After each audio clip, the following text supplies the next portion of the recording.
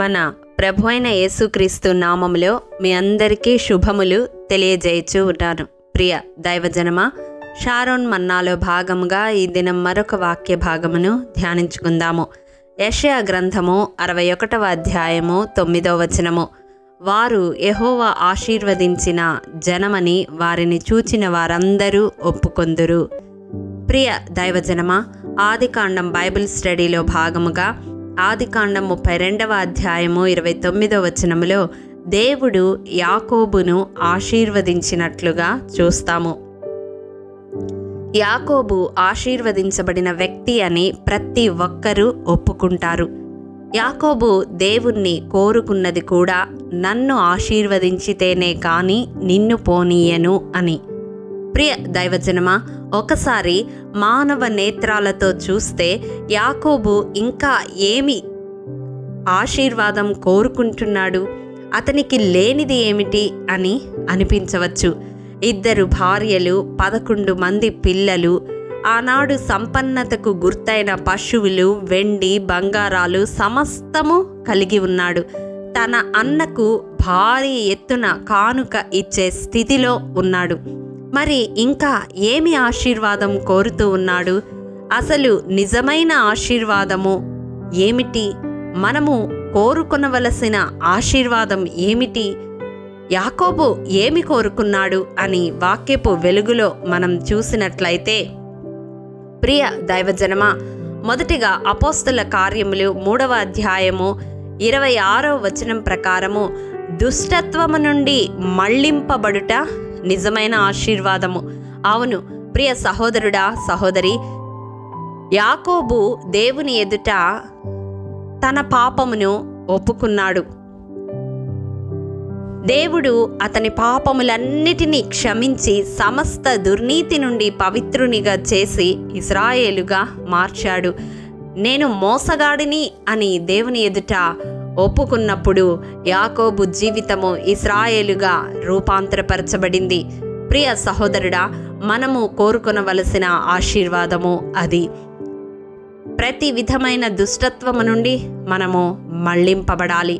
రెండవదిగా గలతీ పత్రిక 3వ అధ్యాయము 9వ వచనం ప్రకారం విశ్వాస సంబంధిగా ఉండుట ఆశీర్వాదము. చూడండి, యాకోబు చేతి కర్రతో యోర్దాన్ను దాటి దేవునిపై విశ్వాసముతో జీవిస్తూ దేవునిపై ఆధారపడినప్పుడు 2 గుంపులంత విస్తారముగా దేవుడు చేసినాడు.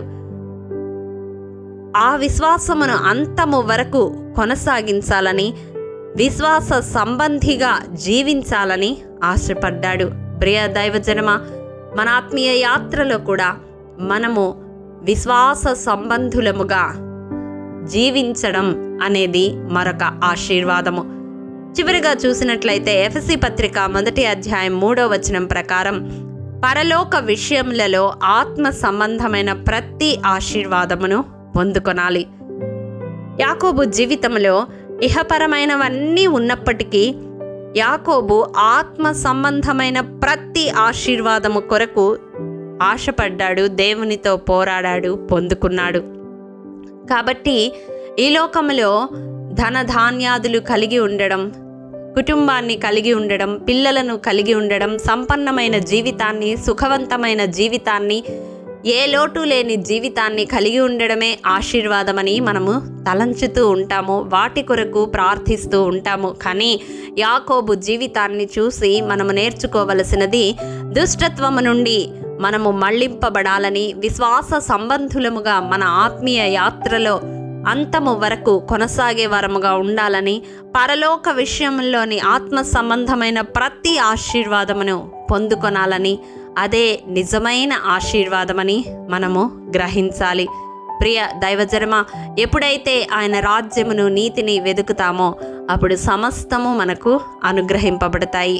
కాబట్టి ఈ దినం దేవుడు మన హృదయాలను సంధిస్తూ ఉండగా యాకోబు వలె నిజమైన ఆశీర్వాదాన్ని పొందుకొనడానికి దేవుని యొద్ద పోరాడుదాము. అట్టి కృప దేవాది దేవుడు మనందరికీ అనుగ్రహించునుగాక. ఆమేన్. మా స్తుతికి రక్షణకు కారణభూతుడైన మా ప్రియ పరలోకపు తండ్రి, మీ పరిశుద్ధ పాదములకు వందనములు. దేవా, విత్తబడిన వాక్యమును ప్రతి హృదయములో నూరంతలుగా ఫలింపచేయండి. నిజమైన ఆశీర్వాదం ఏమిటో మీరు మాకు బయలుపరిచిన విధానమును బట్టి మీకు వందనాలు దేవా.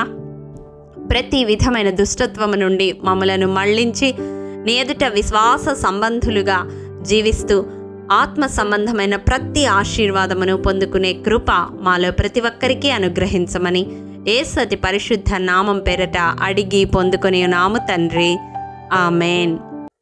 ప్రియ దైవజనమా, అనుదినము షారోన్ మన్నా ద్వారా అడగబడుచున్న నెంబర్ ఇన్ బైబిల్ క్విజ్ ప్రశ్నలకు సమాధానములు ప్రతి నెల మొదటి వారము కామెంట్ బాక్స్లో పోస్ట్ చేయబడతాయి.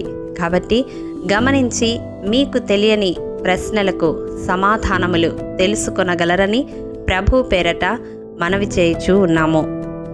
ప్రియ దైవజనమా, ఈ దినం నెంబర్ ఇన్ బైబిల్ క్విజ్ ప్రశ్న: ఇశ్రాయేలీలను 40 సంవత్సరములు దేవుడు అరణ్యములో దేనితో పోషించెను? మీ సమాధానం మాకు తెలియజేస్తారు కదూ. ప్రభు కృప మనందరికీ తోడైండునుగాక. ఆమెన్. ప్రియ దైవజనమా, ఈ దినము జన్మదినము, వివాహ దినము జరుపుకుంటున్న వారికి షారోన్ గ్రూప్ తరపున హృదయపూర్వక శుభాకాంక్షలు తెలియజేయుచూ ఉన్నాము.